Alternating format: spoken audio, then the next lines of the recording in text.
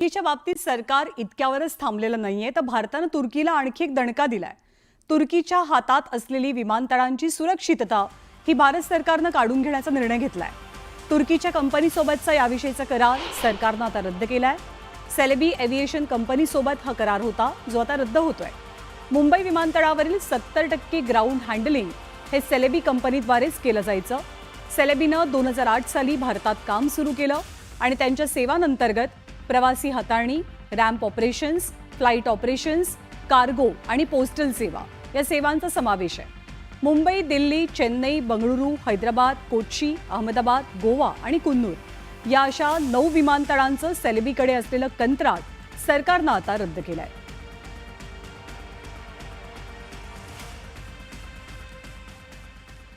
आणि या सगळ्या दरम्यान भारताला भार्गवास्त्र ही नवीन स्वदेशी काउंटर ड्रोन प्रणाली मिळाली आहे। ओडिशामधल्या गोपालपूरमध्ये भार्गवास्त्रची यशस्वी चाचणी पार पडली। भार्गवास्त्र ही एक ड्रोन विरोधी प्रणाली आहे। भारतीय लष्कराच्या वरिष्ठ अधिकाऱ्यांच्या उपस्थितीत एकूण 3 चाचण्या पार पडल्या। या दरम्यान 4 रॉकेट्स डागली गेली आणि ती सगळीच्या सगळी आपल्या लक्ष्यावरती आदळली। भार्गवास्त्र हे solar defence and aerospace limited अर्थात SDAL नं विकसित केलंय। समुद्र सपाटीपासून 5000 मीटरपेक्षा अधिक उंचीवर असलेल्या विविध भूप्रदेशांवरती तैनातीसाठी डिझाईन केलेली ही प्रणाली भारताच्या सशस्त्र दलांसाठी एक महत्त्वाची प्रणाली मानली जाते।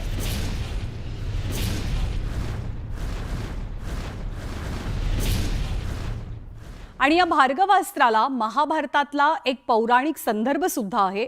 हा संदर्भ नेमका काय सांगतो आपण पाहतोय। भार्गवास्त्र हे महाभारतात वापरलं गेलेलं सर्वात घातक अस्त्र मानलं जातं। परशुरामांनी हे शक्तिशाली अस्त्र निर्माण केल्याची आख्यायिका आहे। परशुरामांनीच भार्गवास्त्र हे कर्णाला दिलेलं होतं। या अस्त्राचं वैशिष्ट्य असं की जो हे अस्त्र चालवतो तोच हे अस्त्र रोखू शकतो।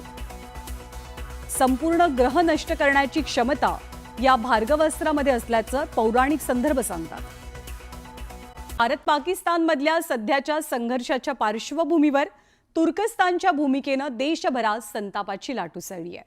नापाक पाकच्या मागे ठामपणे उभं राहणाऱ्या तुर्कस्तानसोबतचे सगळे व्यवहार हे थांबवण्यात येत आहेत। राष्ट्र प्रथम अशी भूमिका घेत व्यापारी, सिनेकलाकारांचं असोसिएशन आणि पर्यटकांनी सुद्धा तुर्कस्तानला चांगलाच दणका दिलाय। पाकिस्तानशी मैत्री संकटात तुर्की। भारतात बायकॉट तुर्कस्तानचा नारा। पाकची साथ तुर्कीला पडणार महागात। दहशतवादाला पाठिंबा देणाऱ्या पाकिस्तानच्या पाठीशी उभं राहणं तुर्कस्तानला भारी पडतंय। पाकिस्ताननं सीमेपलीकडून पाठवलेल्या ड्रोनची भारतीय एअर डिफेन्स सिस्टमनं जी अवस्था केली, अगदी तशीच अवस्था सध्या तुर्कस्तानच्या व्यापाराची झाली आहे। बायकॉट तुर्कस्तान या मोहिमेनं तुर्कीच्या व्यापाराचे 3 तेरा वाजलेत। भारतीय पर्यटकच नव्हे तर फळं आणि ड्रायफ्रुट्स, मार्बल, क्रॉकरी आणि कार्पेट व्यापाऱ्यांनी तुर्कीच्या मालावर बहिष्कार टाकलाय। पाकिस्तानचा मित्र तुर्कीप्रमाणेच अझरबैजानवर भारतानं बहिष्कारास्त्र डागलंय। देशातील अनेक प्रवासी कंपन्यांनी तुर्कीचं बुकिंग थांबवलंय। उन्हाळी सुट्ट्यांमध्ये तुर्की अझरबैजानला जाणाऱ्या भारतीय पर्यटकांचे दौरे ऑपरेटर्सनी रद्द केलेत। हे प्रमाण 250% वाढलंय। या बहिष्कारामुळे तुर्कस्तानचं जवळपास 3300 कोटींपेक्षा जास्त नुकसान होणार आहे। त्यामागचं कारण म्हणजे 2024 मध्ये 3,30,000 भारतीय पर्यटक तुर्कीला फिरण्यासाठी गेले। 2023च्या तुलनेत ही संख्या 20% अधिक होती। एक भारतीय पर्यटक सरासरी 85,000 रुपये खर्च करतो असं मानलं तर तुर्कस्तानचे यावर्षी 3,300 कोटींपेक्षा जास्त नुकसान होणार आहे। पाकिस्तान एक रोग नेशन है, एक टेररिस्ट को पनाह देने वाला नेशन है। उस नेशन को तुर्की और अजरबैजान सपोर्ट करें, ड्रोन्स देकर, मनी देकर, ये बात एकदम क्लियर होती है कि हमें इन नेशंस के साथ काम नहीं करना चाहिए। और इसके लिए हमने एक ट्रैवल एडवाइजरी निकाली थी कि इन कंट्रीज में ट्रैवल नहीं करना चाहिए। आशियातील सर्वात मोठा मार्बल निर्यातदार असलेल्या उदयपूरच्या मार्बल व्यापाऱ्यांनी तुर्कस्तान सोबतचा सगळा व्यापार थांबवलाय। भारतात आयात होणाऱ्या सुमारे 70% मार्बलचा पुरवठा तुर्कीकडून होतो. भारतीय व्यापाऱ्यांनी तुर्कस्तानातून आयात केल्या जाणाऱ्या 3000 कोटींच्या मालाला स्थगिती दिली आहे. यहाँ पे जो भी टर्की से आयातित माल जो भारत के अंदर आता है उस पर रोक लगाने का एक निर्णय लिया है और हमारे सभी सदस्यों ने इसे सर्वसम्मति से स्वीकार किया है. भारत के अंदर लगभग आप बात करें तो 14 से 18 लाख टन माल आयात भारत के अंदर होता है, जिसके अंदर एक बहुत बड़ी भागीदारी लगभग 70% की टर्की के आयातित माल की है. एकीकडे देशभरात तुर्कीचा निषेध होत असताना पुण्याच्या व्यापाऱ्यांनी तुर्कीतून आयात केले जाणारे सफरचंद बंद केले. गेल्या काही दिवसांपासून तुर्कीच्या सफरचंदांच्या मागणीत मोठी घट झाली आहे.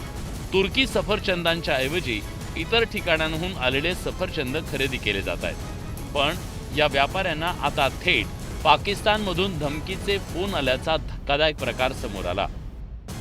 सगळ्यांच्या माध्यमातून सांगतोय की हे अभियान टर्की बायकॉटचं थांबणार नाही. त्यांनी पाकिस्तानला मदत केली होती, त्याच्यामुळं तो बायकॉटचा निर्णय घेतला आणि आता तर धमकी दिली म्हणल्यावर तर आता अजून पण बायकॉट करणार आणि अजून पहिल्यापेक्षा डबलनी आम्ही हे करणार. नेशन फर्स्ट ही भूमिका ज्या व्यापाऱ्यांनी स्वीकारली त्यांचं मनापासून अभिनंदन करतो. कारण हा केवळ भारतीयांवर हल्ला नव्हता. पहलगामला झालेला हल्ला हा मानवतेवर झालेला हल्ला होता आणि मानवतेच्या हल्लेखोरांना मदत करणाऱ्यांना नाकारणारे आमचे व्यापारी अभिनंदनास पात्र आहेत. राष्ट्र प्रथम हे धोरण स्वीकारत federation of western India cine employees आणि ऑल इंडिया सिने वर्कर्स असोसिएशन सारख्या चित्रपट संस्थांनी सुद्धा तुर्कीमधील चित्रीकरण स्थळांवर बहिष्कार टाकण्याचं आवाहन केलंय. जिन्होंने इंडिया पाकिस्तान के वॉर के बीच में पाकिस्तान की खुल के मदद की, इसलिए AICW ने स्टैंड लिया है. कोई भी पिक्चर की शूटिंग्स फिल्म की, चाहे वो प्रोड्यूसर हो, प्रोडक्शन हाउस हो, चैनल हो, फाइनेंसर हो, कोई भी टर्की में नहीं करेगा. हमने उसे ब्लैंकेट बॉयकॉट कर दिया है और कोई भी टर्की कंट्री का आर्टिस्ट हो, प्रोड्यूसर हो, प्रोडक्शन हाउस हो इंडिया में, वो उसे भी बॉयकॉट कर दिया है हमने. दिल्लीतल्या जवाहरलाल नेहरू विद्यापीठानं तुर्कीतील इनोनू विद्यापीठासोबतचा सामंजस्य करार रद्द केला. एकूणच दहशतवादाला पोचणाऱ्या पाकिस्तानच्या पाठीशी उभं राहत भारताशी पंगा घेणाऱ्या तुर्कस्तानला ही दोस्ती चांगलीच महागात पडणार आहे. Bureau report, news 18 Lokmat. तर भारतानं 7 मेला ऑपरेशन सिंदूर राबवलं आणि पहलगाम दहशतवादी हल्ल्याचा बदला घेतला. पाकिस्तानमधील 9 दहशतवादी तळ, त्यांच्यावरती हवाई हल्ले करत भारतानं हे तळ उद्ध्वस्त केले. या ऑपरेशनचं वैशिष्ट्य म्हणजे भारतानं पाकिस्तानच्या चीनी बनावटीच्या हवाई संरक्षण यंत्रणेला अवघ्या 23 मिनिटात जाम करून टाकलं. यानंतर हवाई दलानं अचूक लक्ष्यभेद करत ऑपरेशन यशस्वीपणे फते केलं. ऑपरेशन सिंदूरनं पाकिस्तानचं चीनी आणि तुर्की बनावटीचं तंत्रज्ञान कसं फेल आहे हे जगाला दाखवलं. यात चीनी बनावटीचं PL-15 क्षेपणास्त्र, तुर्की बनावटीचं इहाव, लांब पल्ल्याचे रॉकेट्स, क्वाडकॉप्टर आणि व्यावसायिक ड्रोन्स यांचा समावेश होता. पाकिस्ताननं अत्याधुनिक शस्त्रास्त्रांचा वापर करून सुद्धा पाकिस्तान भारताचा हल्ला काही रोखू शकला नाही. भारतानं आपण तंत्रज्ञानात कसे श्रेष्ठ आहोत हे पाकिस्तानसह जगालाही दाखवलं.